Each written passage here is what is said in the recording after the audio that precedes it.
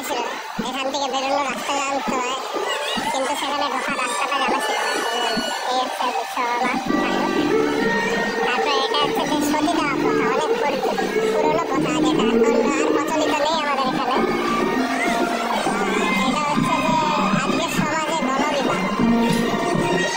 এটা খুব সুন্দর একটা জিনিস তুলে ধরেছে। এই হচ্ছে মেলা। আজ বৃষ্টির দিনে অনেক লোক কম, নাহলে আরো অনেক ভিড় হয় এখানে মেলাতে।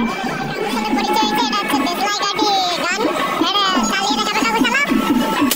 এটা কিরকম ফাটছে, এটা চালাতে হয় কিভাবে, এটা দেশলাই গাড়ি ভরতে লাগে প্রথমে।